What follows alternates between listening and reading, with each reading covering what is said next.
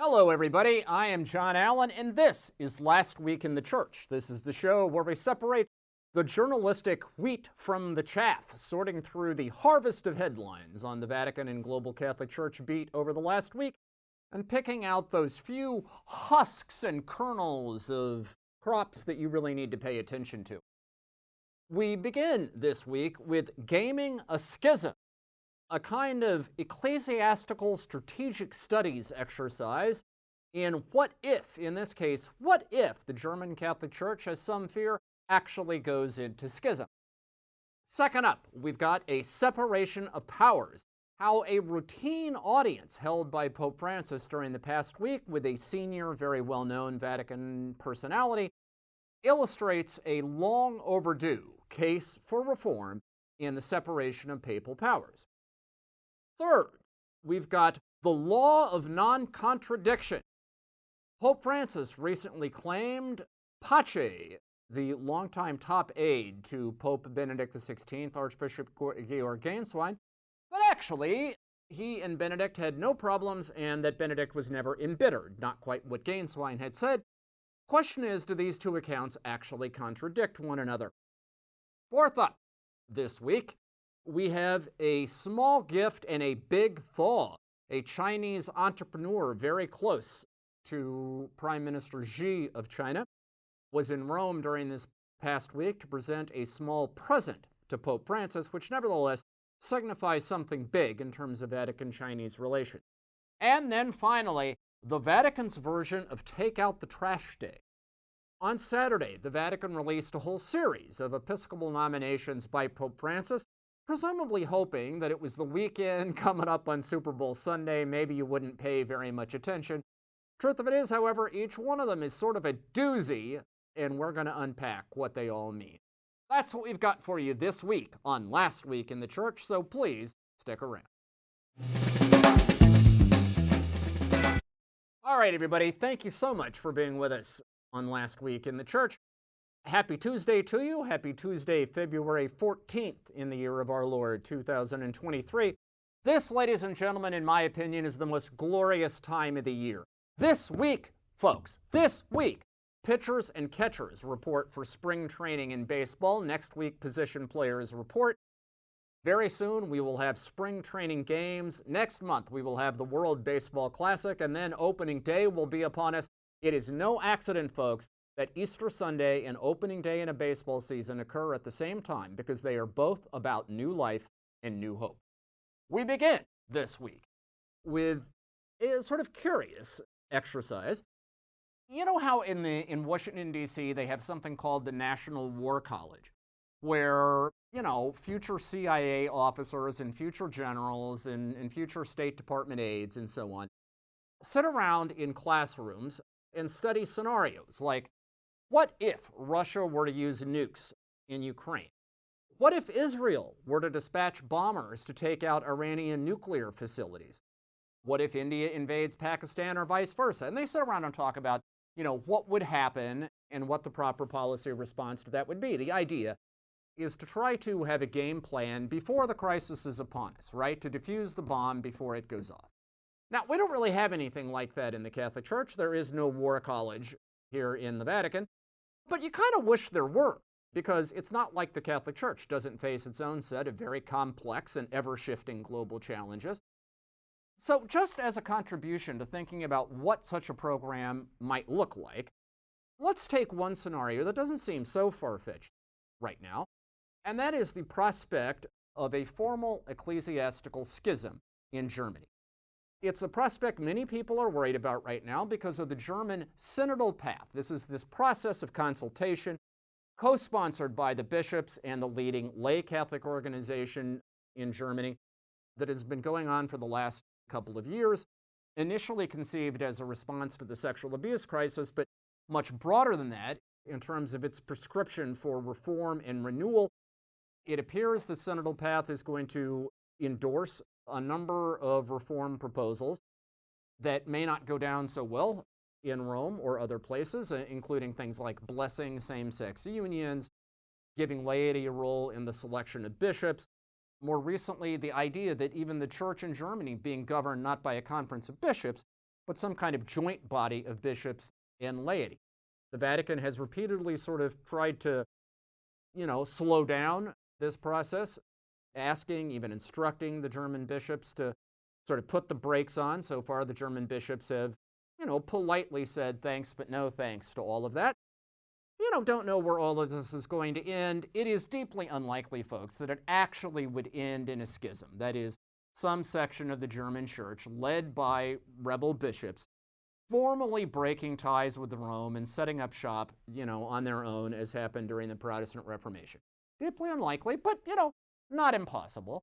So let's talk about what it would mean should that happen. Well, at the level of human capital, frankly, the impact would not be that great.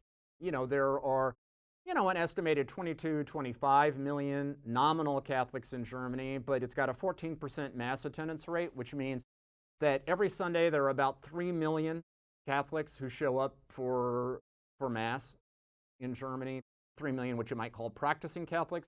Now, in a global church of 1.3 billion people, I don't want to say that 3 million is a rounding error, but, it's not like you would go out of business if you were to lose some share of those folks.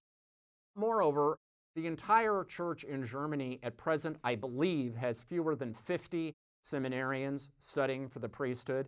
You take a place like India, which has basically the same number of Catholics, it ordains about 500 priests every year. In other words, 10 times as much. So the human cost of a schism in Germany might not be that great. Financially, it certainly would be a blow. The German Catholic Church is one of the wealthiest in the world.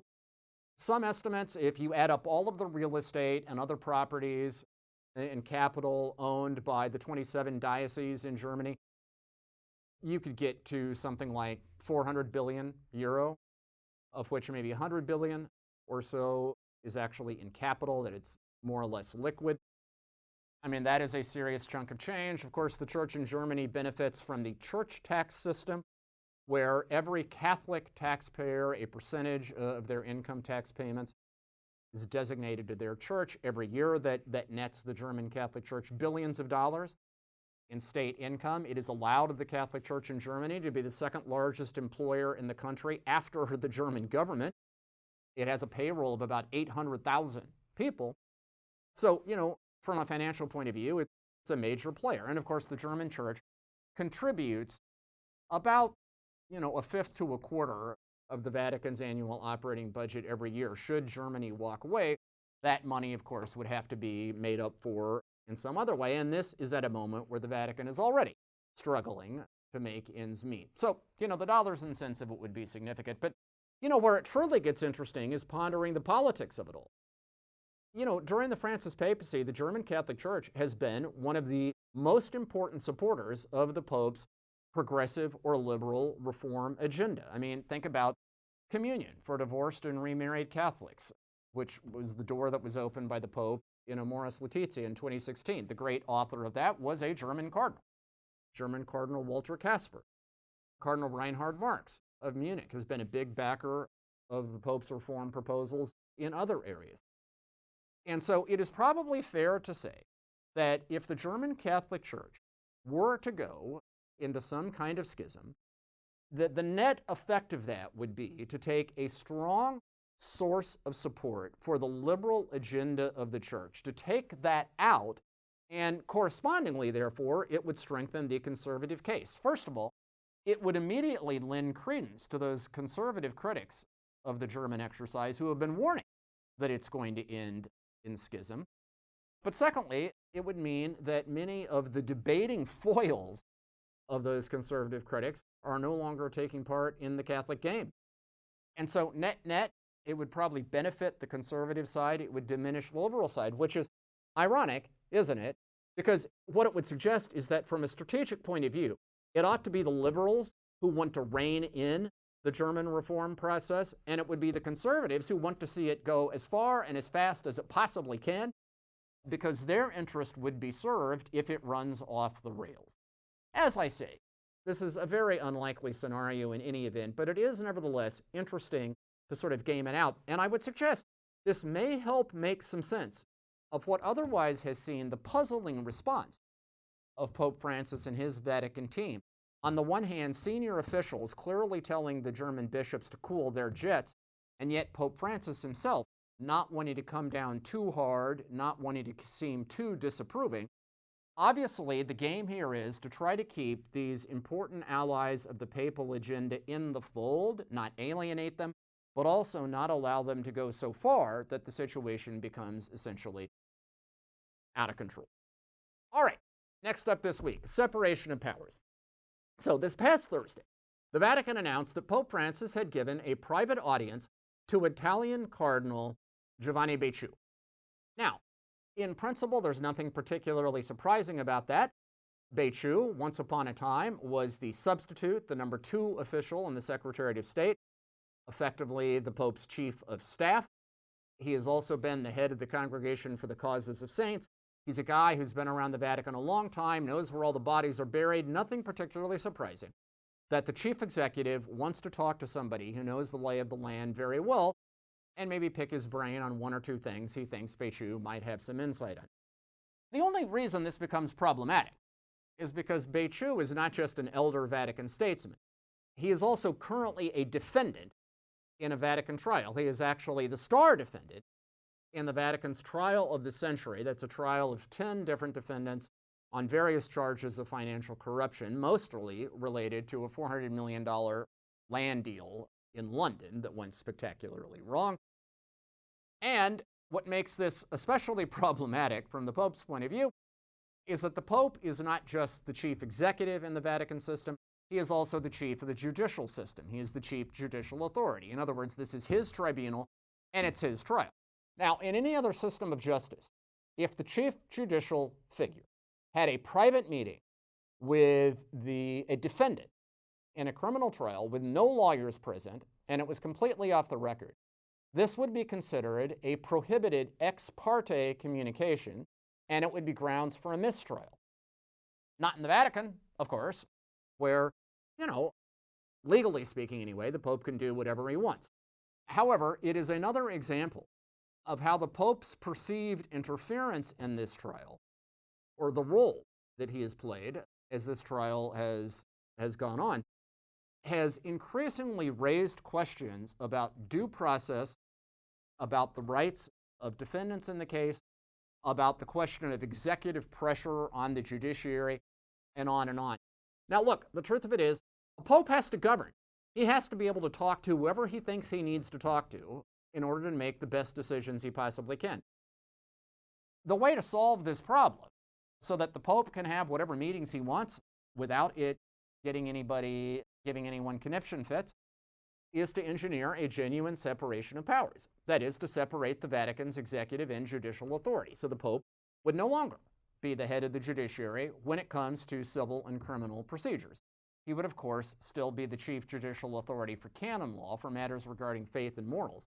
But when it comes to things like financial crime, the judiciary would be independent. He would even have the power to review and, if necessary, set aside executive acts. That's what an independent judiciary does.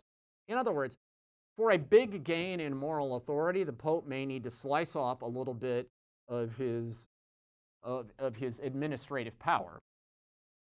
The gain of doing so is that people like me would not make an issue out of who was on the Pope's calendar every week. All right, third up this week, the law of non-contradiction. So on his return flight from his trip to Congo and the South Sudan last Sunday, Pope Francis took a series of questions. One of them was about tensions that had opened up in the church after the death of his predecessor, Pope Benedict XVI. And in essence, Pope Francis went on a jag in which he claimed that he and Benedict got on famously. He said there were no problems between us. He told a story of how once somebody had complained to Benedict about something Pope Francis had said about civil unions, and that Benedict got 4 cardinal theologians together, all of whom gave Francis a clean bill of health. And Francis said he told that story to illustrate that Benedict was not embittered, and he repeated this point. Benedict was not embittered. And Francis went on to say that some people have been trying to exploit Pope Benedict's death, acting more like members of a political party than members of a church. He said these people have no ethics. Now, He didn't identify who he was talking about, but many observers assumed that it was at least indirectly a reference to German Archbishop Georg Gänswein, the closest aide to Pope Benedict XVI, who, in a kind of tell-all book after the Pope's death, had talked about how Pope Benedict, had actually been disappointed by some decisions of Pope Francis, particularly when it came to the traditional Latin Mass. And so many observers around here have said the situation is a direct contradiction. That is, Gänswein and Francis can't both be telling the truth, that somebody has to be lying. And, have suggested, therefore, that this is a great giallo, a great mystery about, who's actually telling the truth. Now, here's the thing, and I'm going to confess up front, I actually hold a degree in philosophy. I studied a good deal of logic when I was in college. And here's what I know about the law of non-contradiction. The basic core of philosophy, which holds that a proposition and its opposite cannot be true at the same time. That law of non-contradiction only applies if terms are being used in the exact same sense. Frankly, I would submit to you, it is entirely possible here that Francis and Gänswein are using the term embittered in a different sense. Gänswein, what he may mean is that Benedict overall was loyal and supportive of his successor, but there were a couple of specific points where he would have acted differently. Francis may, without denying that there might have been particular differences, could instead simply be saying, in the main, in the whole, as the Italians would say, tutto sommato, we had a great relationship. Both of those statements could be perfectly true. So my suggestion would be that let's not create contradictions where they don't necessarily exist. Let's leave open the possibility that what's being said here is not contradictory but complementary. And in fact, let me just say that it would be utterly stunning if someone with the personal humility, graciousness of Pope Benedict weren't fundamentally loyal and accepting of the things his successor did.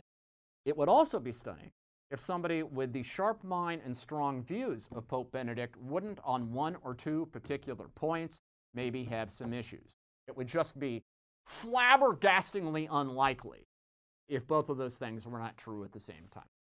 All right, fourth up this week, small gift and big thought. So this week, a Chinese entrepreneur by the name of Zhao Wunan, who is a former Chinese government official known to be very close to President Xi and the circles around Xi, who also has a long-standing relationship with Italy and the Italian government. He was in Rome for various things and showed up at Pope Francis's general audience on Wednesday, got a baciamano appointment, that is an opportunity to shake the Pope's hand, kiss his ring after the audience, and used that opportunity to present Pope Francis with a gift of the very first copy of a new digital piece of art. It's called a non-fungible token, technically, meaning a unique piece of digital art, which depicts the mantle, that is the vestment, that St. John Paul II wore for the opening of the Great Jubilee year in 2000. Of course, Pope Francis right now is getting ready for the next Great Jubilee in 2025, and so memories of that moment in 2000 are very much in the air. That mantle, by the way, was very famous. It was designed by a couple of tailors who are from Venice, although they also have a shop in Rome. It was dramatic, gold depicting the various holy doors that would be opened as part of the Jubilee year. Quickly was famous. In fact, the papal master of ceremonies at the time said nobody remembered what John Paul said that night, but everybody remembered how he was dressed. I mean, that's the impression that this thing made. Now, Wunan, the Chinese entrepreneur who gave it to the Pope, also appended a letter where he talked about the great relationship between China and the Vatican and how everybody knows that Pope Francis has improved this relationship and, essentially, isn't it great that we're in this era of good feeling? Now, it is interesting that all of this is happening at the same time that the United States is shooting down alleged Chinese spy balloons, and everyone is talking about a sort of new Cold War between China and the Western powers. Yet the Vatican is sort of the lone, historically Western institution where not only are relations with China not in a crisis, they actually are arguably better than they have been in a long time. This, of course, because of the controversial deal Pope Francis has signed with Beijing regarding the appointment of Catholic bishops in the country, which has removed one of the traditional obstacles in Sino-Vatican relations. Now, critics regard that deal as a betrayal of China's underground Catholic Church and sort of throwing out the baby with the bathwater, but whatever. It is simply interesting to observe the juxtaposition that at the same time the rest of the Western world appears to be going down the path of superpower rivalry and saber rattling with China. We get this small reminder this week that the Pope, at least, Pope Francis's Vatican, is moving in the opposite direction. And finally, take out the trash day at the Vatican. Now, if you're a fan of West Wing, you know what take out the trash day refers to. It is the practice of the White House to use Friday afternoons to release stories that you find embarrassing, that you don't want people to pay very much attention to, because you figure Friday afternoon, people are getting ready for the weekend. If you put out a statement at 4 o'clock on Friday afternoon, it's going to have a lot less echo than one you put out 10 o'clock on Tuesday morning, right? Well, the Vatican's version of that is the Saturday Bulletino, the Saturday News Bulletin, because Saturday morning is a work day here at the Vatican. But by Saturday afternoon, it's basically already Sunday. Nobody wants to pay attention to work stuff anymore. So you put something in the Saturday News Bulletin, it's pretty much a guarantee that nobody's really going to look all that closely at it. And this Saturday, we got a classic example of taking out the trash, because there were 4 different bishops' appointments in that Bulletino, each one of which ought really to raise some eyebrows and start some tongues wagging. Let me just very briefly tick them off. 1, you had a new bishop appointed in a diocese in Sierra Leone that has been vacant for 11 years. Ladies and gentlemen, 11 years.